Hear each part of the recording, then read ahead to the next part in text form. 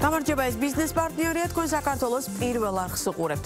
ქონების დაზღვევაზე მოთხოვნა გაზრდილია წლის პირველ ნახევარში სადაზღვევო კომპანიებმა ამ სეგმენტიდან 96 მილიონი ლარის სადაზღვევო პრემია მოიზიდეს, რაც 31%-ით გაზრდილი მაჩვენებელია.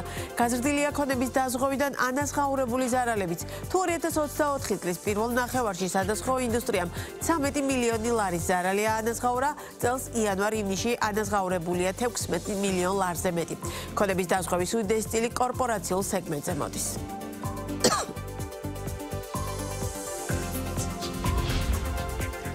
მიზნობრივზე მაღალი ინფლაცია, ფასებზე მოსალოდნელი წნეხი და გლობალური მაღალი გაურკვევლობა ის ძირითადი მიზეზები არის, გამოც მონეტარული პოლიტიკის კომიტეტმა რეფინანსირების განაკვეთი 8%-იან ნიშნულზე დატოვა.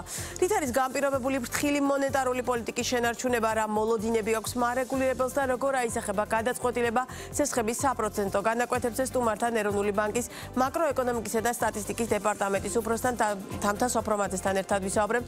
მოგესალმებით, ძალიან დიდი მადლობა გადაცემაში სტუმრობისთვის. მიუხედავად მაღალი ინფლაციისა და ზოგადად გლობალურად არსებული საკმაოდ რთული ვითარებისა, პრინციპში შეიძლება თქვას, რომ გაურკვევლობებისა უფრო მეტად, მონეტარული პოლიტიკის განაკვეთი მაინც усуლელად შეინარჩუნეთ. რა ფაქტორებმა განაპირობა ეროვნული ბანკის მხრიდან ამ გადაწყვეტილების მიღება, რა ძირითადი კრიტერიუმებით ხელმძღვანელობდით ასე დროს და დანარჩენს უკვე მერე მივყვეთ მთლიანობაში 11 ჯერ პრაქტიკულად усуლელად ტოვებთ ამ რეფინანსირების განაკვეთს. აი ესეც რით არის განპირობებული? მოგესალმებით, დიდი მადლობა მოწვევისათვის, მივესალმები ასევე თქვენ მაყურებელს. როგორც აღნიშნეთ, გუშინ მონეტარული პოლიტიკის კომიტეტმა მიიღო გადაწყვეტილება, რომ ზომიერად გამკაცრებული მონეტარული პოლიტიკა შეენარჩუნებინა. ამის ძირითადი მიზეზი არის ერთი მხრივ ინფლაციური ტენდენციები. მოგეხსენებათ, რომ მთლიანი ინფლაცია აგვისტოს მდგომარეობით 4.6 იყო, რომელიც ზომიერად აღემატება 3.3%-იან მაჩვენებელს. ძირითადად ამას განაპირობებს სურსათის ინფლაცია, ხოლო საბაზო ინფლაცია, რომელიც მაღალი მერყეობით სურსათისა და ენერგორესურსების ფასებს გამორიცხავს, ჯერ კიდევ სამიზნე მაჩვენებლის ქვემოთ არის და აგვისტოს მდგომარეობით 2.8% იყო. ჩვენი პროგნოზის მიხედვით, ჩვენ როდესაც ვიღებთ გადაწყვეტილებას, ძირითადად ხელმძღვანელობთ პროგნოზებიდან გამომდინარე, მოლოდინებიდან გამომდინარე და ასევე რისკების შეფასებიდან. ძირითადად ეს ტენდენციები თანხვედრაში არის ეროვნული ბანკის ცენტრალურ პროგნოზთან, რომლის მიხედვითაც ინფლაცია 3.3%-იან მაჩვენებელს შედარებით ზომიერად გაზრდილი, მხოლოდ დროებით იქნება, შემდგომ კი დაუბრუნდება 2026 წელს 3%-იან მაჩვენებელს. საბოლოო ჯამში კი გაძლევთ ამის თქმის საფუძველს, რომ ეს გაზრდილი მაჩვენებელი ინფლაციისა მაინც დროებითია. ძირითადად რა ფაქტორებმაც გაზარდა მიზნობრივზე მეტად იყო მაგალითად პურის ფასის კორექტირება, რომელიც სხვა თანაბარ პირობებში ძირითადად მხოლოდ ერთჯერადი ხასიათი აქვს, ერთხელ ხდება ფასის კორექტირება და შემდეგ ავტომატურად ერთი წლის შემდგომ მისი ეფექტი ინფლაციიდან ამოვარდება. ამის ეფექტი დაახლოებით 0.6% პუნქტი არის არსებულ მთლიან ინფლაციაში, რომელიც 4.6 არის და ასევე გასულ წელს 2024 წელს საერთაშორისო ბაზრებზე იყო დაღმავალი ტენდენცია სურსათის ნედლეულზე, რაც ადგილობრივ ბაზარსაც გადმოეცემოდა და აი ამ კონკრეტული სურსათის მიმართულებით დაბალი ბაზის ეფექტის ასახვაც არის. ამ ეტაპზე ინფლაციის 3.3%-იან მაჩვენებელთან შედარებით დამატებით ჯამურად მათი წვლილი დაახლოებით არის 1.3% პუნქტი. შესაბამისად, ეს გვაძლევს ამის საფუძველს ვივარაუდოთ, რომ ეს მხოლოდ ერთჯერადი არის, ეს ფაქტორები, რომელიც გარკვეული პერიოდის შემდეგ გამოვარდება ინფლაციიდან და დაუბრუნდება 3%-იან მაჩვენებელს. ასევე მინდა ყურადღება გავამახვილო იმაზეც, რომ ერთობლივი მოთხოვნაც, რაც ერთ-ერთი მნიშვნელოვანი ფაქტორია, რაც ინფლაციაზე ახდენს გავლენას, უკვე ავლენს ნიშნებს გრძელვადიან ტრენდთან დაახლოების. ესეც ფაქტიურად მიუყვება ეროვნული ბანკის მოლოდინებს და პროგნოზებს. ბოლო მონეტარული პოლიტიკის ანგარიშიც აღნიშნეთ ჩვენ ამის შესახებ, რომ ეკონომიკური აქტივობა დაიწყებდა გრძელვადიან ტრენდთან დაახლოებას და შესაბამისად აქედან არ ველოდებით დამატებით ინფლაციურ წნეხს. მიუხედავად იმისა, რომ დაუშვათ გლობალურად მაინც გაურკვევლობებია და თუნდაც იგივე საარჩევნო წელში ვართ, აი ამ ფაქტორების მიუხედავად დაუშვათ არ ფიქრობთ, რომ ეკონომიკური აქტივობა შენელდება? დიახ, ანუ შენელება გრძელვადიანი ეკონომიკური ზრდა ეროვნული ბანკის შეფასებით, ასევე საერთაშორისო ორგანიზაციების შეფასებით საქართველოსთვის არის დაახლოებით 5.5% და შესაბამისად ეტაპობრივად ეკონომიკური აქტივობა დაუბრუნდება ამ ტრენდს და ამის ნიშნებს უკვე ავლენს. რაც შეეხება, როგორც აღნიშნეთ თქვენ, გლობალური ფაქტორები, რაც საკმაოდ ესეთი სარისკო ფაქტორები არის და ეკონომიკური მდგომარეობა, გეოპოლიტიკური დაძაბულობა, ბუნდოვანს ხდის საერთაშორისო ბაზრებზე მიმდინარე მოვლენებს. ბაზრებზეც, ბირჟებზეც რო შეხედოთ, ანუ ძალიან თვალსაჩინოდ ჩანს რეალურად და ეს პროცესები რა ტიპის გავლენას ახდენს რეალურად გლობალურ ეკონომიკას. სწორედ ამის გათვალისწინებითაც ვიკითხე, აი ეს ფაქტორები არ იქნება, არ შეიძლება იყოს დაუშვათ თუნდაც გრძელვადიან ნაწილში ეკონომიკური ზრდის შემაფერხებელი დაუშვათ ერთგვარი ფაქტორი. სწორად აღნიშნეთ, ძალიან დიდი მნიშვნელობა აქვს ამას და სწორედ აქედან გამომდინარე ეროვნულ ბანკს აქვს რამოდენიმე ტიპის სცენარი, ცენტრალურ სცენართან ერთად ჩვენ ვაქვეყნებთ მაღალ ინფლაციურ და დაბალ ინფლაციურ სცენარებს და რისკების მინიმიზების მიდგომიდან გამომდინარე ვიღებთ გადაწყვეტილებას. ის ფაქტი, რომ გლობალურად ესეთი სიტუაცია და გაურკვევლობა არის, სწორედ ეს გახდა მიზეზი, როგორც აღნიშნეთ, რომ 8%-ზე საკმაოდ დიდი ხანია შევინარჩუნეთ, იმიტომ რომ გარკვეულწილად თითქოს არსებობს ხოლმე რაღაც პერიოდულობით მოლოდინი, რომ ხო არ შეიძლება შეამციროს, მაგრამ ეხა როგორც ჩანს გლობალურად უკვე ისეთი ტენდენცია, რომ ექსპერტებსაც აღარ ქონიათ მოლოდინი, რომ აუცილებლად შეიძლება და შეგემცირებინათ. ეს იყო ძირითადი საფუძველი გასული წლის განმავლობაში, თუ რატომ ვინარჩუნებდით ზომიერად მკაცრ ინფლაციას, მიუხედავად იმისა, რომ იმ პერიოდის განმავლობაში მთლიანი ინფლაცია სამიზნე მაჩვენებელთან შედარებით საკმაოდ დაბალი იყო.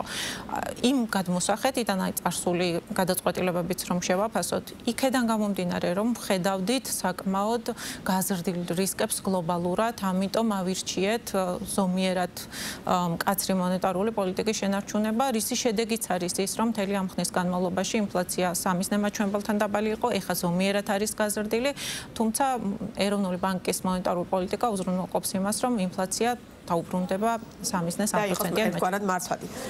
სწორედ ეს პოლიტიკა, თქვენ ხახსენთ ფრაზა, შედარებით მკაცრი მონეტარული პოლიტიკა. შედარებით მკაცრი მონეტარული პოლიტიკის გავლენა ეკონომიკურ აქტივობაზე როგორ გამოიყურება და ეს დაუშვათ არის თუ არა ისეთ ეტაპზე, რომ დაუშვათ გიბიძგოთ შერბილებისკენ აი ამ არსებულმა მდგომარეობამ, იმიტომ რომ ძალიან ბევრი სპეციალისტი მიიჩნევს, რომ მკაცრი მონეტარული პოლიტიკა გარკვეულწილად სერიოზული შემაფერხებელია ეკონომიკური ზრდის. რა თქმა უნდა, ანუ მონეტარული პოლიტიკის ბერკეტი საპროცენტო განაკვეთი რაც არის, თავისთავად ის აისახება ერთობლივ მოთხოვნაზე, ამ არხით აქვს მას გავლენა, თუმცა მთავარი თუნდაც აი ეკონომიკური კეთილდღეობისთვის და გრძელვადიანი ეკონომიკური ზრდისთვის და სტაბილურობისთვის არის ფასების სტაბილურობა. თუ ფასების სტაბილურობა საჭიროებს გამკაცრებულ მონეტარულ პოლიტიკას, მნიშვნელოვანია რომ ეროვნულ ბანკს ჰქონდეს ეს პოზიცია, იმიტომ რომ ფასების სტაბილურობა ფაქტიურად არის საძირკველი და საფუძველი ეკონომიკური სტაბილურობის. ამის გარეშე სტაბილურად მაღალი ეკონომიკური ზრდა არ შენარჩუნდება. აქედან გამომდინარე ეროვნული ბანკი ყოველთვის ფასებით ინფლაციიდან გამომდინარე და ფასების სტაბილურობიდან გამომდინარე იღებს გადაწყვეტილებას და ფაქტიურად აი ამ ფრთხილი მიდგომის და ამ გადაწყვეტილების შედეგი იყო ის ბოლო წლების დაბალი ინფლაცია, რომელიც თან კომბინაციაში იყო მაღალ ეკონომიკურ აქტივობასთან. თვითონ საკრედიტო აქტივობა როგორია ქვეყანაში, ანუ ეროვნული ბანკის გადმოსახედიდან და რა ფაქტორებით არის განპირობებული დაუშვათ საკრედიტო აქტივობის დღევანდელი ტემპი. მე როგორც ხვდები ყოველ შემთხვევაში ჩემი დაკვირვებით საკმაოდ მაღალია და ის არ შემცირებულა, თუმცა საინტერესო ეროვნული ბანკის პოზიცია ამ თემაზე. საკრედიტო აქტივობა დაახლოებით 15%-თან ახლოს არის ბოლო ტენდენციების მიხედვით. წინა პერიოდებში შედარებით უფრო სწრაფი იყო საკრედიტო აქტივობა, დაახლოებით 18% იყო და ნორმალისტად 15%-ზე, თუმცა ანუ ეს არის თანაბარზომიერი ეკონომიკური აქტივობის. ჩვენ ვისაუბრეთ უკვე იმაზე, რომ ეკონომიკური აქტივობა ნორმალიზაციის ნიშნებს ავლენს გრძელვადიან ეკონომიკურ ზრდასთან და სწორედ ამის თანაბარზომიერი არის არსებული საკრედიტო აქტივობა. 15% საკმაოდ ძლიერი საკრედიტო აქტივობაა და რაც მნიშვნელოვანი არის, თუ როგორი არის საკრედიტო აქტივობის სტრუქტურა. საერთაშორისო ტენდენცია როგორია, ანუ მაყურებლისთვის უფრო ცხადი რომ იყოს, ეს 15% ბევრია ცოტა პრაქტიკა როგორია საერთაშორისო ბაზრებზე დაუშვათ კარგ აქტივობად ითვლებათ 15% თუ შედარებით მაინც დაბალი დონეა აქტივობა. აი ეს რომ განსაზღვროთ რომ რა არის კარგი საკრედიტო აქტივობა, ეს დამოკიდებული არის ქვეყნის სპეციფიკაზე, თუ რა არის, თქვათ, სამიზნე ინფლაციის მაჩვენებელი, რა არის გრძელვადიანი ეკონომიკური წონასწორული ეკონომიკური ზრდა. ჩვენი ქვეყნის პარამეტრებიდან გამომდინარე, იქიდან გამომდინარე, რომ 3% გვაქვს სამიზნე მაჩვენებელი, 5.5 დაახლოებით გრძელვადიანი ეკონომიკური ზრდა. ჩვენი ეკონომიკური მდგომარეობიდან გამომდინარე 15% არის კარგი მაჩვენებელი, თუმცა აქვე გავამახვილებ იმაზე ყურადღებას, რომ გარდა ესე აგრეგატული მაჩვენებლისა, რომ 15%-იანი ზრდა არის, მნიშვნელოვანი არის თუ როგორი ზრდა არის და რა სტრუქტურა აქვს საკრედიტო აქტივობას. ჩვენ შემთხვევაში საკრედიტო აქტივობის მთავარი წვლილი შეაქვს ბიზნესის ტიპის სესხებს. თავად საკრედიტო აქტივობა არის ჯანსაღი, რასაც ასევე ხელს უწყობს ეროვნული ბანკის მაკროპრუდენციული პოლიტიკა და შესაბამისად ამას წვლილი შეაქვს საბოლოო ჯამში ეკონომიკურ ჯანსაღია თავად საკრედიტო აქტივობამ აქვს ძალიან დიდი მნიშვნელობა, ანუ გაფუჭებული სესხები და გადაცილებული ეს ძალიან ძიმე თემაა წლების წინ ეს ძალიან პრობლემური იყო, ეხლა აღარ ჩანს ეს ტენდენცია იმ მასშტაბით ყოველ შემთხვევაში ასე ჩანს ჩემი გადმოსახედიდან, თუმცა საინტერესოა რას ნიშნავს ჯანსაღი ეკონომიკური საკრედიტო აქტივობა. საკრედიტო აქტივობა ინდივიდის დონეზე რომ დავიყვანოთ, როდესაც ბიზნესი ან ეკონომიკური ინდივიდი იღებს კრედიტს, ამ კრედიტმა მას უფრო მეტი სარგებელი უნდა მოუტანოს, ვიდრე შეექმნას მას მძიმე წნეხად. და როდესაც ეს მძიმე წნეხი ხდება, შესაბამისად, შემდეგ ეს უმოქმედო სესხები იზრდება. ჩვენი ეროვნული ბანკის მაკროპრუდენციული პოლიტიკიდან გამომდინარე, საქართველოში, ანუ ეს ტენდენცია წლების განმავლობაში საკმაოდ პოზიტიურად შეიცვალა და უმოქმედო სესხების წილით ერთ-ერთი გამორჩეულად დაბალი მაჩვენებელი გვაქვს, დაახლოებით 2.6% არის უმოქმედო სესხების წილი. ეს არის ერთ-ერთი მთავარი ინდიკატორი თუ როგორ შეგვიძლია შევაფასოთ ჯანსაღი დაკრედიტების სიჯანსაღე. და ჩვენი საუბრის ბოლოს არ შემიძლია არ გითხოთ რეზერვებთან დაკავშირებით, იმიტომ რომ ეს ერთგვარი სპეკულაციების თემა იყო დაახლოებით 1 წლის წინ და ცოტა მერე პერიოდში, თუმცა დღეს ხელსახეზე გვაქვს რეზერვების საკმაოდ გაზრდილი მაჩვენებელი, მაგრამ რამდენად ეს ისაა, რაც ეროვნული ბანკს აქვს გეგმაში, სწორედ ეს არის ჩემი შეკითხვა. რა ჩვენ ყოველთვიურად ხედავთ რეზერვების შევსებას, ხო? თუმცა ეს არის ის უკვე იმ მასშტაბშია, მასშტაბზეა შევსებული, რომელიც ეროვნულ ბანკს ათქმევინებს, რომ სავალუტო რეზერვები ჩვენ საკმაოდ კარგად და სტაბილურად გვაქვს. პირველ რიგში აღნიშნავ, რომ სავალუტო რეზერვები ეს არის ქვეყნის მაკროეკონომიკური სტაბილურობის ძირითადი გარანტორი და აქედან გამომდინარე ეროვნული ბანკის პოლიტიკა ყოველთვის მიმართული არის იმაზე, რომ დააგროვოს სავალუტო რეზერვები, როდესაც ბაზარი და ეკონომიკური ტენდენციები ამის საშუალებას გვაძლევს. წელს საკმაოდ მსხვილი შესყიდვები განახორციელა ეროვნულმა ბანკმა ივლისის მდგომარეობით, იანვრის-ივლისის მდგომარეობით 1.3 მილიარდი შევისყიდეთ და სავალუტო რეზერვები 5.2 რა იყო ამ ნაწილში სუსტი დოლარი? ერთ-ერთი იყო სუსტი დოლარი, თუმცა აქვე აღნიშნავ, რომ ასევე დეპოზიტების ლარიზაციაში საკმაოდ კარგი ტენდენცია იყო. მოგეხსენებათ, რომ 20-24 წლის ბოლოს იყო დეპოზიტების დოლარიზაციის და შემდეგ წლის დასაწყისიდან ეს ისევ შემოტრიალდა ეს ტენდენცია და დაახლოებით 3% პუნქტით შემცირდა დეპოზიტების დოლარიზაცია. და ამავდროულად საგარეო შემოდინებების და გადინების ბალანსი, რასაც ყველაზე კარგად აჯამებს მიმდინარე ანგარიშის ბალანსი.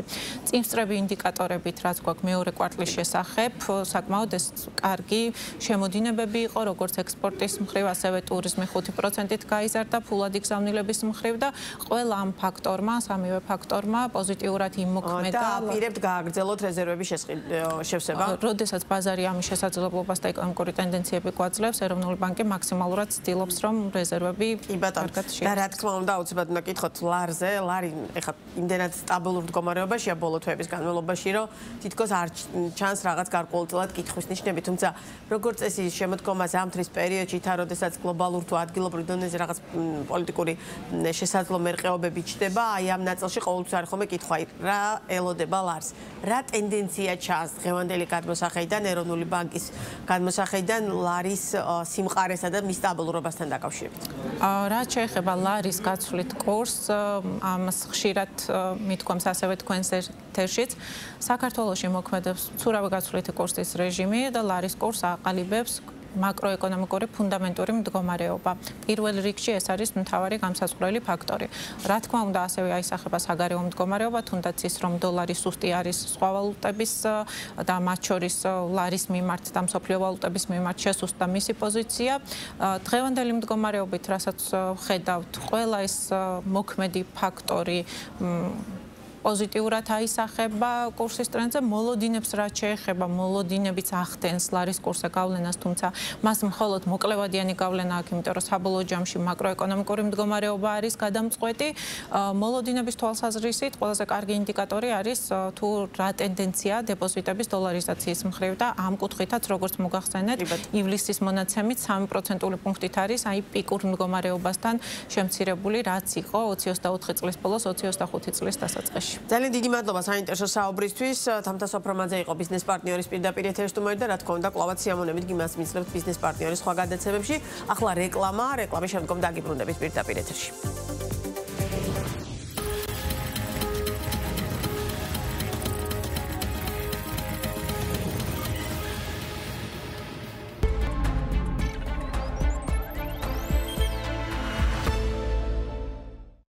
შეწყვიტე ოცნება. აირჩიე ნამდვილი მშვიდობა და კეთილდღეობა.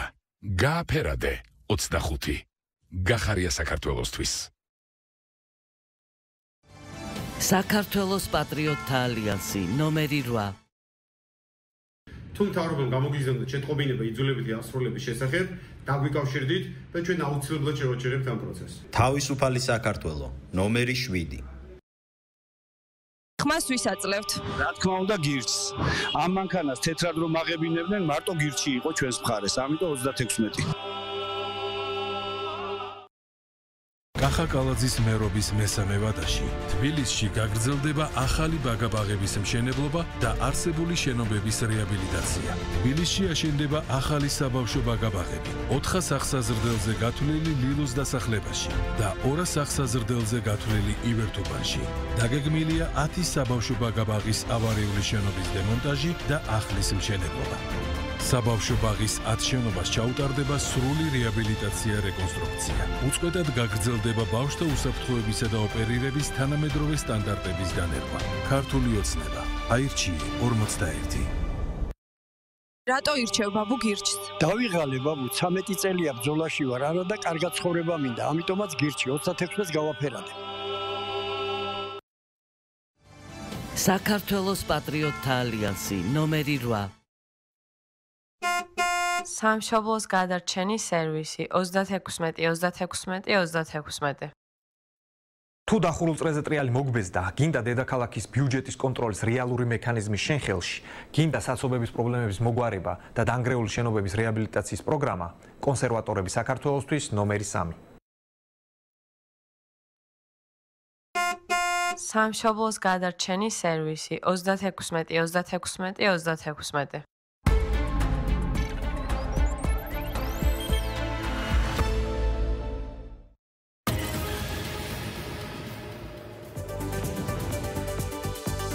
ბიზნეს პარტნიორი პირდაპირ ეთერში აგრძელებს მუშაობას. საბანკო ასოციაცია საქართველოში ღია ბანკინგისა და ღია ფინანსების პროექტის განვითარებაზე აგრძელებს მუშაობას, რომლის მიზანი ფინანსური სექტორის ციფრული ტრანსფორმაციისა და მონაცემების გაცვლის სტანდარტიზაცია. KIPS-MI პირველი არასაბანკო ინსტიტუტია, რომელიც ღია ბანკინგში ჩაერთო და მომხმარებლებს მისცემს შესაძლებლობას ჰქონდეთ მარტივი და იაფი ცდომა სხვადასხვა საფინანსო ინსტიტუტში საკუთარ ანგარიშზე. განახორციელონ გადახდები და მართო ფინანსები. საბანკო ასოციაციამ და რამდენიმე კომერციულმა ბანკმა ღია ბანკინგზე საერთო შეთანხმება უკვე 2025 წლის დასაწყისიდან გააფორმეს, რომელიც მონაწილეებს შესაძლებლობას აძლევს მარტივად და მომხმარებლების თანხმობის საფუძველზე გაცვალოს საიდენტიფიკაციო მონაცემები.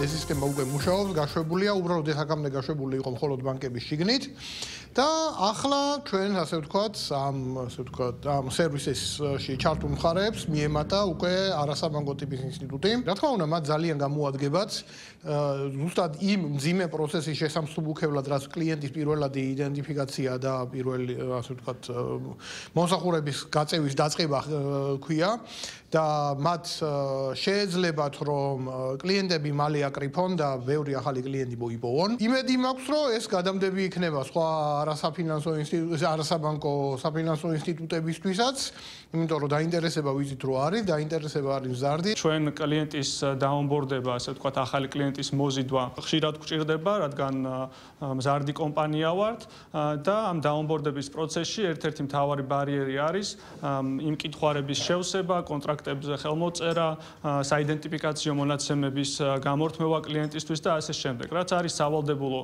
მოთხოვნა და ასეც უნდა იყოს, თუმცა ყოველ ახალ ინსტიტუტში, ახალ ფინანსურ ინსტიტუტში მოხმარებელს ხელახლა უწევს ამ პროცესის გავლა. მემორანდუმის ფარგლებში KIPS-ი შეძლებს, რომ კლიენტის თანხმობის საფუძველზე ნებისმიერი ბანკიდან, სადაც მას უკვე ეს პროცესი გავლილი აქვს, მარტივად ტექნიკური საშუალებებით წამოიღოს ეს ინფორმაცია და კლიენტს აღარ მოუწევს ამ ყველა რთული პროცესის ხელახლა გავლა. სადავქადასავლო ტურიზმი მხოლოდ დიდებისთვის აღარ არის ახალი თოკების პარკი, უკვე ბავშვებისთვისაც ხილმისაწვდომია ატრაქცია, რომელიც მთაწმინდის პარკში მოეწყო 4 წლიდან ზემოთ ასაკის ბავშვებს იღათვნიდა მათ ფიზიკურ აქტივობას. დაბრკოლებების გადალახვასა და თავგადასავლების სავსე გამოცდილებას თავაზობს. როგორც თოკების პარკის დამფუძნებელი ამბობს, მოთხოვნა მაღალია, ბავშვებს განსაკუთრებით მოსწონთ სირთულეებთან გამკლავება, ეს ხელს უწყობს მათი უნარების განვითარებას, თვითდაჯერებულობასა და დამოუკიდებლობას, რაც კიდევ ერთხელ უსვამს ხაზს, რომ სათავგადასავლო ატრაქციონები ბავშვის ფიზიკური და ემოციური ზრდის მხარდამჭერი შეიძლება გახდეს.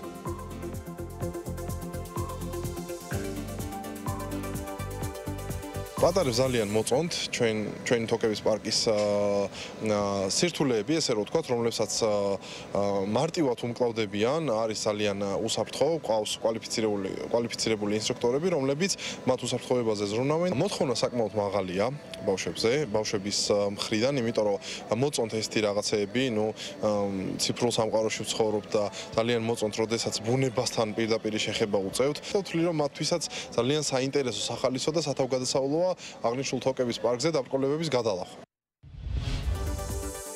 შრომის ბაზარზე ვაკანსიების რაოდენობა ისევ მცირდება. PMC კვლევითი ცენტრის კვლევის მიხედვით ყველაზე მეტად კლება ლოგისტიკის, ტრანსპორტისა და დისტრიბუციის კატეგორიაში შეინიშნება. ვაკანსიების შემცირებაზე საუბრობენ თავად დასაქმების პორტალებიც.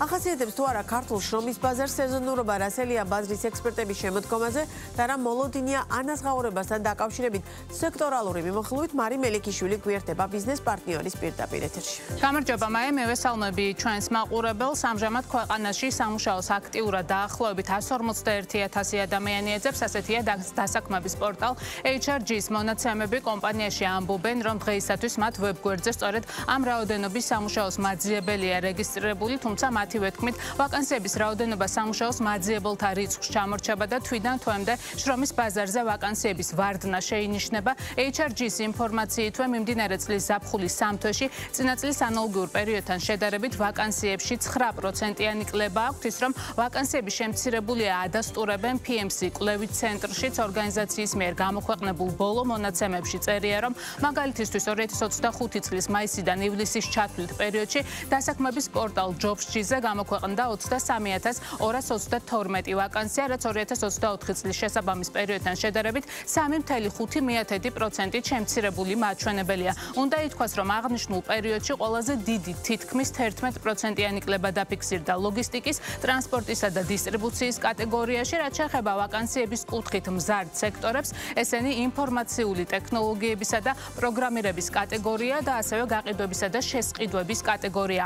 აქვე დარგის წარმომადგენლების ნაწილი შეფასებებსაც გაგაცნობთ და გეტყვით, რომ ისინი შრომის ბაზარზე სტაგნაციის ნიშნებს ხედავენ და ამბობენ, რომ დასაქმების ბაზარმა თავის პიკს უკვე მიაღწია და მიმდინარე წელს ასევე მომდევნო წლებში ნაკლებად სავარაუდოა, რომ ვაკანსიების რაოდენობა მნიშვნელოვნად გაიზრდება. შრომის ბაზრის ექსპერტების შეფასებითვე ვაკანსიების რაოდენობის კლება შემცირებულ ეკონომიკურ აქტივობას და ბიზნესის გაუარესებულ განწყობებს უკავშირდება. შედეგად, როგორც ისინი ამბობენ, დღეს ქვეყანაში ნაკლები მოთხოვნაა სამუშაო ძალაზე. ამ ფონზე გაზრდილია უმუშევრობის დონეც, კერძოდ საქსტატის ინფორმაციით 2025 წლის მეორე კვარტალში საქართველოში უმუშევრობის დონე წინა წლის შესაბამის პერიოდთან შედარებით 0,6%-ით გაიზარდა და 14,3%-ი შეადგინა.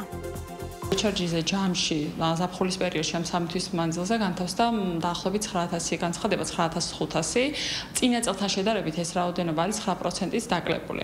თუმცა ეხლა ვერ ვიტყვი რომ თქვა ივლისის თვე იყო პასიური, თქვა წინა წელთან შედარებით უფრო აგვისტოზე გავაკეთებ აქცენტს, იმიტომ რომ აგვისტოს თვე წელს იყო ბევრად უფრო პასიური ვიდრე წინა წლებში.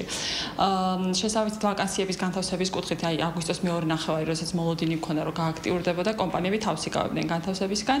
შესაბამისად აგვისტოს თვეში ჩვენი ჯამური ვაკანსიების რაოდენობა იყო 4400, რაც წინა წლებთან შედარებით საკმაოდ დაკლებულია. რაც შეეხება თვითონ კატეგორიის კუთხით რომ ანუ გავამახვილოთ ყურადღება პირველ ადგილზე ისევ გაყიდვებია, ძირითადად თავსდებოდა ის პოზიციები, რომლებიც ყველაზე დინადია, თქვათ, თუნდაც აი მოლარეები, კონსულტანტები და ასე შემდეგ. ზოგადად ზაფხულის პერიოდში ამ სფეროს ყველაზე მეტად უჭირს, იმიტომ რომ მსგავსი კანდიდატები და კადრები გადინება აქვთ და მიდიან ძირითადად კურორტებზე და უფრო ხორეკა სექტორში საქმდებიან. გადახურებული შრომის ბაზრის ფაზა, რაც ჰქონდა საქართველოს ეკონომიკას, როგორც მინიმუმ 23-24 წლებში შენელდა.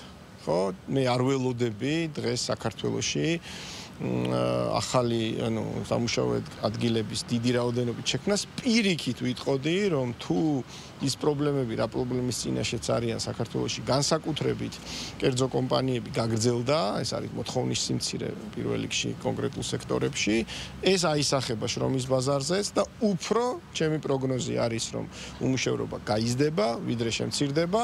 თუ ამას დაემატა კიდევ უკვე პოლიტიკური მახასიათებელი კრიზისის და მისი ასე ვთქვათ გამწვავება განსაკუთრებით ოქტომბერ-ნოემბრის პერიოდში ამას შეიძლება უფრო დააჩქაროს ეს ყველაფერი, რადგანაც ვიცით რომ პოლიტიკური ასე ვთქვათ გაუნუსაზღვრელობა, გაურკვევლობა ბიზნესებზე განსაკუთრებით მოქმედებს უარყოფითად მათ უფრო სიფრთხილისკენ უბიძგებს. რაც შეეხება ანაზღაურებების საკითხს, შრომის ბაზრის ექსპერტები ამბობენ, რომ ზრდა არც ამ მიმართულებით შეინიშნება და მიმდინარე წლის ზაფხულის 3 თვის მონაცემებით ხელფასები თითქმის ყველა სექტორში იმ ნიშნულზე შენარჩუნდა, რა ნიშნულზეც იყო. დასაქმების პორტალ HRG-ზე ამბობენ, რომ ერთადერთი სექტორი, სადაც გარკვეული ბენეფიტები შეინიშნება, რითეილია, მათივე შეფასებით, კადრების მაღალი გადინების გამო აღნიშნული სექტორი იძულებული გახდა ახალი კადრების მოსაზიდად პოტენციური თანამშრომლებისთვის ისეთი ბენეფიტები შეეთავაზებინა, როგორიცაა მაგალითად სწავლის დაფინანსება, ვინაიდან ვიცით რომ რიტეილ სექტორში უმეტესად ახალგაზრდები არიან დასაქმებულები, ყველაზე მაღალ ანაზღაურებად პროფესიებად კი ამ დრომდე საფინანსო და სადაზღვეო სექტორი, ასევე ინფორმაციის და კომუნიკაციების დარგი რჩება, თუმცა მომდევნო პერიოდში შრომის ბაზრის ექსპერტები არც აქ და არც სხვა სექტორებში ანაზღაურებების მატებას მაღალი პროცენტული მაჩვენებლით არ პროგნოზირებენ. ისინი ამბობენ, რომ ხელფასების ზრდა კადრების შენარჩუნების მიზნით გაგრძელდება, თუმცა ძალიან ნელი ტემპით. აქ ორი სურათი გვაქვს, ხო? ერთი არის ობიექტური პრობლემა, მაღალი ინფლაცია. ინფლაცია ასულია თითქმის 5%-მდე, 4.6% არის ბოლო მონაცემი, რაც რამოდენიმე დღის წინ დადო ჯეოსტატმა, რაც ნიშნავს შემდეგს, ხო, რომ ის ხელფასები, რასაც იღებენ დასაქმებულები, უკვე უფასურდება. ამიტომაც ეს არის წნეხი ბიზნესისთვის, რადგანაც დასაქმებულების მოლოდინიც ხელფასის მატებასთან დაკავშირებით იზრდება.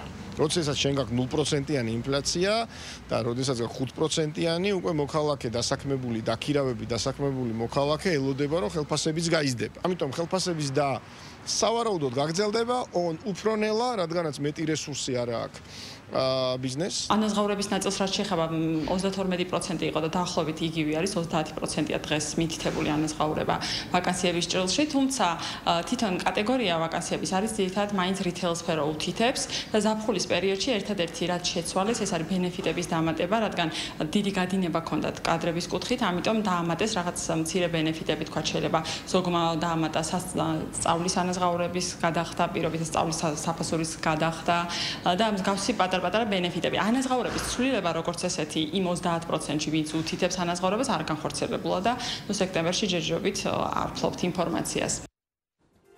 ჩვენ საუბრის ბოლოს გეტყვით იმასაც, რომ PMC კვლევითი ცენტრის ინფორმაციით ქვეყანაში ხელფასის მიმღებ პირთა რაოდენობა ბოლო მონაცემებით 997,000 ადამიანს აჭარბებს. ძალიან დიდი მადლობა მარი მელიქიშვილი საუბრობდა ბიზნეს პარტნიორის პირდაპირ ეთერში. სოფელ ნინოწმინდაში საგარეჯოს მუნიციპალიტეტში 2.5 ჰექტარზე გაშენებულ ვენახში 2014 წლიდან ფუნქციონირებს მეღვინეობა, რომელიც ბიომეთოდით ღვინის წარმოებაზეა ორიენტირებული. კომპანია 5 სახეობის ბიოღვინოს აწარმოებს. პრემიუმ სეგმენტის პროდუქტის ღირებულება, მაღალი ხარისხი და ნატურალური გემოა. მეღვინეობის ტერიტორიაზე განვითარებულია ტურისტული ინფრასტრუქტურაც, რაც კომპანიას დამატებით ეკონომიკურ შესაძლებლობებს აძლევს. რა უპირატესობა აქვს ბიომეთოდით დაყენებულ ღვინოს და როგორია წარმოების პროცესი? უფრო ვრცლად ნახოთ მაკა ქოჩლადისა და ირაკლი ხიდაშელის სიუჟეტი.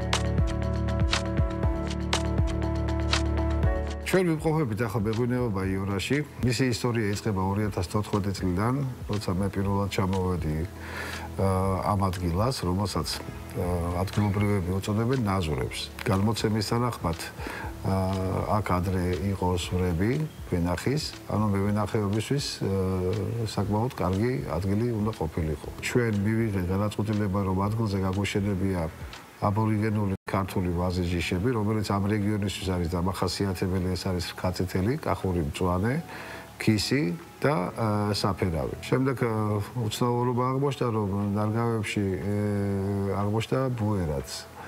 ესეც ძველი ქართული ჯიშია, რომელმაც შემდგომ განსაკუთრებული აქცენტი შემოიტანა ჩვენს მეღვინეობაში.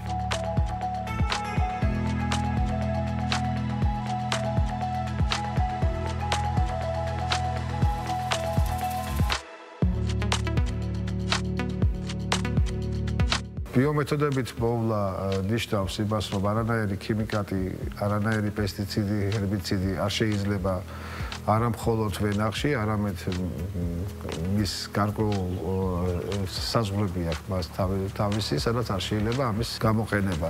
ჩვენ უძეს არ გვდულობთ მხოლოდ საკუთარი მეურნეობაში მოწეული მოსავლიდან ვაყენებთ ღვინოს, ვინაიდან დაწურებული ვართ მის უკვე ხარისხში და ეს ხარისხი გვინდა შევინარჩუნოთ უკვე ჩვენს პროდუქტშიც, ღვინოშიც. განლაგება მარნის არის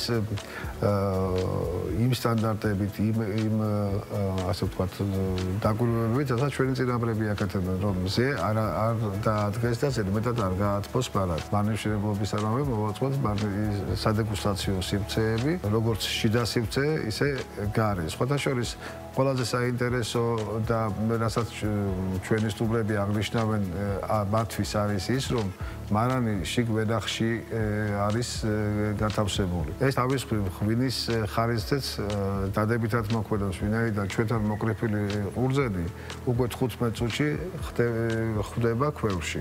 რაც თავისთავად მის აი ასეთ სიკეთეებს ბოლომდე ინარჩუნებს დაღვინების პერიოდში. ამ საფუძველმა მოგცა საშუალება იმისი, რომ უკვე ცოტა ტურისტული მიმართულებით უფრო მეტი დატვირთვა მიგვეცა აქაურობისთვის. გვაქვს 9 ნომრიანი მცირე სასტუმრო, რომელიც წელსვე დაიწყებს სტუმრების მიღებას და მისი შესაბამისი ინფრასტრუქტურა. სადაც სტუმრებს შეიძლება როგორც აუზე დასვენება, ისევე ჩვენი კერძების დაგებოვნება, ღვინის დეგუსტაცია, ბუნებაში დასვენება და ყველა ის იმ მომსახურების მიღება, რაც ეკომეგობრულ გარემოში შეიძლება ადამიანმა მიიღოს.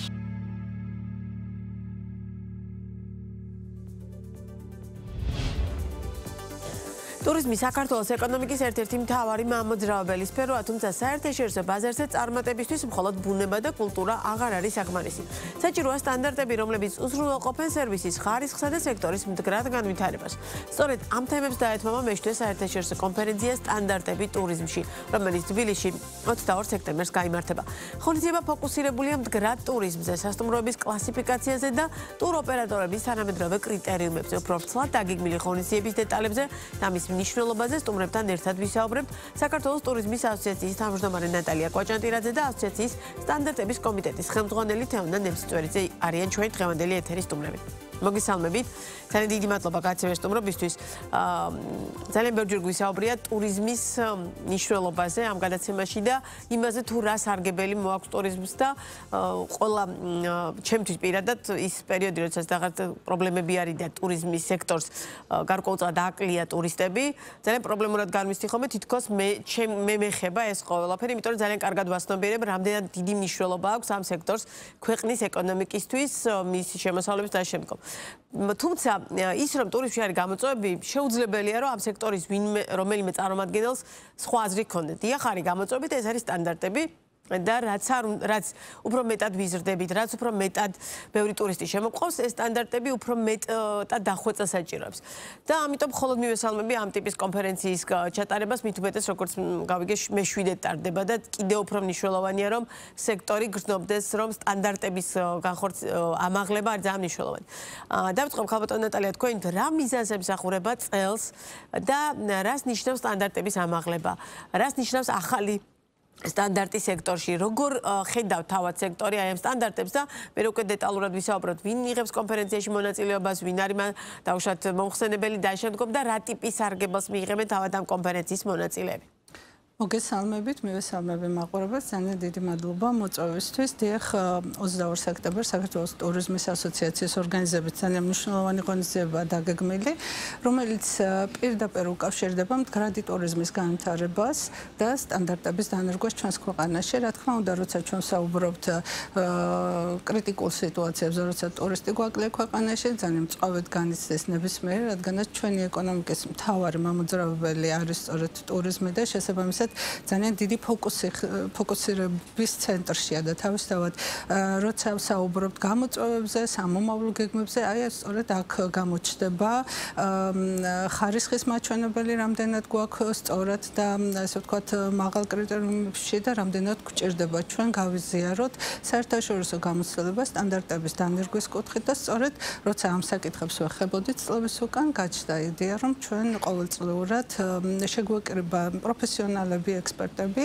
და მსმენელისთვის მიგვეცა საშუალება მოესმინათ სწორედ საერთაშორისო გამოცდილება, როგორ ახდენენ ქვეყნები ფოკუსირებას სწორედ განათლების ხელშეწყობის ნაწილში, სტანდარტების გაძლიერების ნაწილში და ზოგადად ხარისხის გაუმჯობესების ნაწილში. თვითონ ღონისძიება ძალიან საინტერესოა ჩვენ ღონისძიება ერთდღიანია თუ რამდენიმე დღეს მოიცავს? ღონისძიება გახლავთ ერთდღიანი, მთელი დღე ეთმობა სწორედ იმ ძირითადი საკითხების განხილვას, რომელიც ზოგადად მდგრადი ტურიზმის კომპონენტებზეა დაყრდნობილი და ფოკუსირება სწორედ ამ კუთხით ხდება, როგორც საერთაშორისო, ასევე ადგილობრივი ექსპერტების მხრიდან. ძალიან კარგი საშუალებაა ბიზნესმა თავად მიიღოს მონაწილეობა ნებისმიერ დისკუსიაში, ნებისმიერ კითხვა-დასვას, რაც სწორედ საერთაშორისო ექსპერტების მხრიდან იქნება პასუხგაცემული და ჩვენთვის რა არის ბიზნესი? ბიზნესი შეიძლება იყოს როგორც პრაქტიკულ უნარებზე დაფუძნებული სწავლება თუ უნარი, მაგრამ დღეს ჩვენ გვჭირდება სწორედ ფოკუსირება მოვახდინოთ საერთაშორისო ტრენდებზე, ახალ ინოვაციურ მიდგომებზე, სტანდარტების როლზე, იმისთვის რომ ბიზნეს საქმიანობა ჩვენი კერძო სექტორის იყოს წარმატებული და რა თქმა უნდა კონკურენტუნარიანი. კი ბატონო. თეონა, ძალიან მნიშვნელოვანია ვინ შეუძლია მიიღოს მონაწილეობა, ან ვინ იქნებიან დაუშვათ მომხსენებლები, რომ და ძალიან ბევრჯერ არის ხოლმე ხაზგასმული მდგრადობა. რას ნიშნავს მდგრადი განვითარება ტურიზმის სექტორისთვის და აი სტანდარტების ამაღლება, სტანდარტების თუნდაც საერთაშორისო სტანდარტების ქართულთან მიახლოება, როგორ გესახება და ვინ იქნებიან მომხსენებლები, რომელმაც ეს უნდა გაუზიაროს დაუშვათ თქვენს კოლეგებს, რომლებიც აი ამ კონფერენციაში მიიღებენ მონაწილეობას. ჩვენი კონფერენცია შედგება 3 სესიისგან. 3-ვე სესია განიხილავს სხვადასხვა თემატიკას. პირველი სესია არის ადგილის განვითარება, მდგრადი ადგილის განვითარება. აქ ჩვენ ვისაუბრებთ, როგორ გარდაუქმნათ ესა თუ ის ადგილი ტურისტულ მიმართულებად. აქ ისეთი საკითხები განიხილება, როგორიც არის მმართველობა და მენეჯმენტი, სტრატეგიული დაგეგმარება, ურბანული განვითარება, მდგრადი ინფრასტრუქტურა, მოსახლეობის ჩართულობა და მათი გაძლიერება, ასევე გარემოს დაცვა და კულტურა. მომხსენებელი იქნება კოკო თანგი, რომელიც არის გლობალური მდგრადი ტურიზმის საბჭოს ბორდის წევრი და ის განიხილავს სხვადასხვა ქვეყნების მაგალითებს და შემდეგ გადავა უკვე საქართველოს მოდელზე, როგორ შეიძლება საქართველოს დანერგოს ესა თუ ის მდგრადი კომპონენტი ადგილის განვითარებაში. ადგილობრივი სექტორიდან მონაწილეობას მიიღებენ ნაკლებად ცნობადი მუნიციპალიტეტები მყავს დაპატიჟებული მოწვეული, იმიტომ რომ ჩვენი მიზანი არის გავაძლიეროთ ზუსტად ის ნაკლებად ცნობილი ადგილები და მათ თავიდან ვაჩუქოთ სიცოცხლე, ესე ვთქვათ, აღვადგინოთ. კი ბატონო, ძალიან საინტერესოა, რომელი რეგიონებია, ანუ რა ეხლა კიდევ უფრო მეტი დეტალის გაგება მინდა თქვენი საუბრის გათვალისწინებით, რომელ რეგიონებზე აქცენტი და რას ნიშნავს უფრო ნაკლებად ცნობილი ადგილები, ანუ ძალიან ბევრი ადგილია საქართველოში, რომლის შესახებაც საერთოდ საქართველოს მოქალაქეებმაც არ ვიცით სამწუხაროდ და ეს ამ ადგილების პოპულარიზაცია ძალიან მნიშვნელოვანია, მაგრამ აი რამდენად არის თუნდაც ინფრასტრუქტურის კუთხით ესა თუ ის ადგილი შესაბამისად ხელმისაწვდომი შეიძლება გახდეს, ესეც ძალიან მნიშვნელოვანია და ალბათ ამაზეც იქნება ყურადღება გამახვილებული როგორც ხდება. მოწვეული მყავს ის მხარები, სადაც მთელი წლის განმავლობაში ჩვენ თვითონ მუშაობდით და ჩვენ თვითონ გვაქვს რაღაც ენერგია ჩადებული მაშინ რომ რაღაც კეთებია, ეს არის კერძოდ ლენტეხის მუნიციპალიტეტი და ლანჩხუთი. რა ნიშნით შეიჭრა ეს ორი მუნიციპალიტეტი? ჯერ ეს ერთი იქიდან გამომდინარე, რომ ჩვენ თვითონ ვიმუშავეთ იქ, ჩვენ თუ გქონდა შეხება და აი ამაზე მოვყვებით, როგორ დავიწყეთ ნოლიდან და რა გავაკეთეთ, მათთან ერთად რა თქმა უნდა, მათი ჩართულობით და მათი ინიციატივით, იმიტომ რომ თუ მათი მხრიდან ინიციატივა არ არის და სურვილი არ არის, ჩვენ ცალმხრივად ვერაფერს ვერ შევძლებთ და მეორე იმ მხრივ შეირჩა, რომ ზუსტად არის ნაკლებად ცნობადი ადგილები, რომლებიც საჭიროებს წინ წამოწევას მხარდაჭერას, არა მხოლოდ გლობალური ორგანიზაციებიდან, არამედ ჩვენი მხრიდანაც საჭიროებენ ისინი მხარდაჭერას. აი მეორე სპიკერზეც ვისაუბრებ, პირველ სესიაში მეორე სპიკერი გვყავს მოწვეული მდგრადი საზოგადოება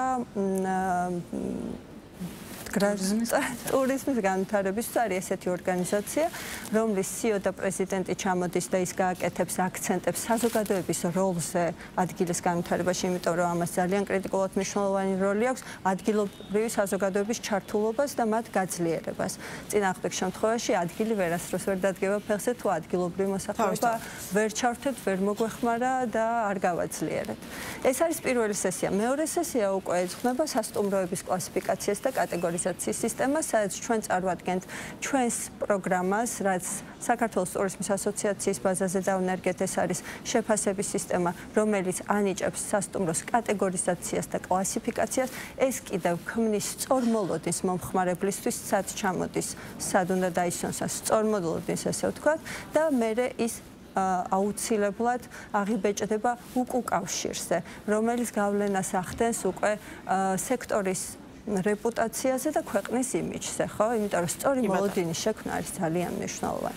აქ არც ერთი კატეგორია არ არის დაბალი და არც ერთი კატეგორია არ არის ცუდი. ყველა კატეგორია კარგია, უბრალოდ ყველა კატეგორიას ყავს თავისი მომხმარებელი. სწორად რომ გავაკეთოთ იდენტიფიცირება და ძალიან ბევრმა ისიც კი არ იცის, რამდენი კატეგორიზაცია არსებობს და ისიც კი თავის თავს აკლებენ, ესე ვთქვათ, აი ამ ბენეფიტებს. მესამე სესია არის ვორქშოპი ტურ ოპერეიტინგზე და შვეიცარიიდან მოწვეული პროფესორი ჩაატარებს ამ ვორქშოპს. კი ბატონო, სასტუმროების კატეგორიის თემა ერთ-ერთი ყველაზე ალბათ საინტერესო თემაა და მეთანხმებით და თან ისეთი არა მომხმარებლისთვისაც აი მუდმივად რაღაცნაირი აი რამდენი ვარსკვლავია სასტუმროში წავიდე, რამდენი ავიღო, თუმცა ყველა სასტუმროს სამი ენი იქნება, ორი თუ ერთი, მომსახურების ხარისხია და ყველა უკვე თანდათან ეჩვევით რომ გვჭირდება მაღალი მომსახურების ხარისხი, რა თქმა უნდა კატეგორიის შესაბამისად. საქართველოში სასტუმროები რამდენად მზად არიან, რომ აი ამ სტანდარტებს, რომელიც საერთაშორისო ბაზრებზე არსებობს, რეალურად გაყვნენ და ამ სტანდარტების მიხედვით იმუშაონ, როგორია თქვენი გამოცდილება და რადგან ამ სტანდარტებთან დაკავშირებითაც სპეციალურად იმსჯელებთ აი ამ კონფერენციის ფარგლებში, გაქვთ თუ არა მოლოდინი, რომ ისინი აი ამ სტანდარტების გაზიარებისთვის არიან მზად? ეხ პირველ რიგში მინდა აღვნიშნო, რომ როცა ჩვენ წლების უკან ესე ვთქვათ მუშაობდით და აქცენტს ვაკეთებდით სწორედ ხარისხის მაჩვენებლების ზრდაზე ტურიზმის მიმართულებით ჩვენს ქვეყანაში განსაკუთრებით გამოიკვეთა სასტუმროების როლი. თავისთავად ჩვენ ვსაუბრობთ ამ ეტაპზე სასტუმროებს, რომლებიც არიან ადგილობრივი და არ არის ეს ბრენდული სასტუმროები, რადგანაც ბრენდულ სასტუმროებს თავიანთი ესე ვთქვათ სტანდარტები გააჩნია, რის საფუძველზე ოპერირებენ ნებისმიერ ქვეყანაში. თავისთავად ჩვენს მიერ შემუშავებული დამუშავებული ასოციაციის შიდა სტანდარტი არის მხოლოდ სარეკომენდაციო მემართულების, ასე ვთქვათ, დოკუმენტი, რომელიც საშუალებას აძლევს ჩვენს ექსპერტს ჩავიდეს ადგილზე და ესე ვთქვათ მონიტორინგი გაუკეთოს იმ ესე ვთქვათ სასტუმროს, რომელიც ოპერირებს რეგიონებში, თბილისში და ამის საფუძველზე განსაზღვროთ მათი კატეგორია, რომელიც შემდეგ მას შეუძლია გამოიყენოს საერთაშორისო ვიზიტორებისთვის, ესე ვთქვათ, ცნობიერების ამაღლების ნაწილში, როგორც თავის სასტუმრო შეთავაზების ჭრილში და თავისთავად ესეთი ტიპის სასტუმროები თანამშრომლობენ უკვე ასოციაციასთან. ეს არის ადგილობრივი სასტუმროები. რამდენი ასეთი სასტუმროა, თუნდაც ამ კონფერენციის ფარგლებში რამდენი მიიღებს მონაწილეობას და რამდენი, ანუ ამით იმის გაგება მინდა, რამდენად აქვთ ქართულ სასტუმროებს არაბრენდულს ბუნებრივია სურვილი, რომ აი სტანდარტები მაქსიმალურად იყოს დანერგილი, თუნდაც ის სარეკომენდაციო ხასიათის იყოს. რაც შეეხება ჩვენი ინიციატივა არის სრულიად ახალი, აი ბოლო 2 წელია, რაც ესე ვთქვათ, თავაზობთ ჩვენს როგორც წევრებს, ასევე არაწევრ ადგილობრივ სასტუმროებს. ახლა კონფერენციის ფარგლებში გვეყოლება ერთი მაგალითი იქნება წარმოდგენილი გუდაურის ჭრილში, რომელსაც თვითონ წარადგენს იმ შედეგებს, რომელიც მიიღო ასოციაციის მხრიდან და მას გადაეცემა შესაბამისი აი საინტერესოა, პირობითად ეს სტანდარტები რას მოიცავს, ესე ძალიან მნიშვნელოვანი, ანუ რეალურად რა ტიპის სტანდარტს უნდა აკმაყოფილებდეს პირობითად არაბრენდული სასტუმრო, რომ მაქსიმალურად ხარისხიან მომსახურება ჩაითვალოს მისი საქმე. რაც შეეხება ზოგადად სტანდარტი არის რა თქმა უნდა, სტანდარტი არ არის რაღაც ახალ ველოსიპედს ვერ მოვიგონებთ, რა თქმა უნდა, ჩვენ ვეყრდნობით საერთაშორისო გამოცდილებას, ასევე რადგანაც გაზიარებული გვაქვს გლობალური მდგრადი ტურიზმის საბჭოს კრიტერიუმები და ასევე ძალიან ბევრი ევროპული კრიტერიუმი, რომელიც ქმნის ზოგადად იმ სტანდარტს, რის საფუძველზე შემდგომში ოპერირებს ესა თუ ის სასტუმრო. თავისთავად აქ გათვალისწინებულია როგორც ინფრასტრუქტურული მიდგომა, ადამიანის როლი, დასაქმებულის როლი, მისი სერვისის მიწოდების ნაწილში რამდენად მაღალ სტანდარტს ასე ვთქვათ აკმაყოფილებს და როგორია მისი სამომავლო გეგმები სწორედ განვითარებასთან დაკავშირებით. რის საფუძველზე შემდეგ ჩვენ ვაძლევთ რეკომენდაციებს, ვაძლევთ შესაძლებლობას იმ პარტნიორებს ეკონტაქტონ, რომლებიც არ არის მათ ბაზაში და ჩვენ უზიარებთ სწორედ ამ ასე ვთქვათ პარტნიორების ლისტს იმისთვის, რომ გააუმჯობესონ თავიანთი ბიზნეს საქმიანობა და მთავარი როლი ჩვენი არის სწორედ ის, რომ არ მოვაქციოთ გარკვეულად ჩარჩოებში, ასე ვთქვათ, ჩვენი ბიზნესი, ჩვენთვის მთავარია მიიღონ გამოცდილება ჩვენგან, ეს რა თქმა უნდა არის ნებაყოფლობითი და მათ სურვილზე დამყარებული აბსოლუტურად, რადგანაც ჩვენი სურვილი არის მხოლოდ და მხოლოდ სწორედ ამ კონფერენციის ფარგლებშიც, სწორედ ამას ესე ვთქვათ ვიზიარებთ და ესე ვთქვათ ეს არის ჩვენი მესიჯი, რომ იყოს გაზიარებული ურთიერთ გამოცდილება. ძალიან დიდი მადლობა საინტერესო საუბრისთვის. წარმატებებს გისურვებთ თქვენს ამ კონფერენციის ორგანიზატორებს და ყველა მონაწილეს. ძალიან კარგ და საინტერესო თემებზე უნდა ისაუბროთ და იმშელოთ და შესაბამისად მე დარწმუნებული ვარ, რომ შედეგიანობაც ექნება აი ამ კონფერენციას ამ თვალსაზრისით. ძალიან დიდი მადლობა. შევხვდებით ბუნებრივია ბიზნეს პარტნიორი სხვა გადაცემებში ამ და სხვა აქტუალურ თემებზე სასაუბროთ. ასეთი იყო ბიზნეს პარტნიორი დღეს. მე და თქვენ ერთმანეთს უკვე ხვალ შევხვდებით. მშვიდობიანი დღე, ნახვამდის.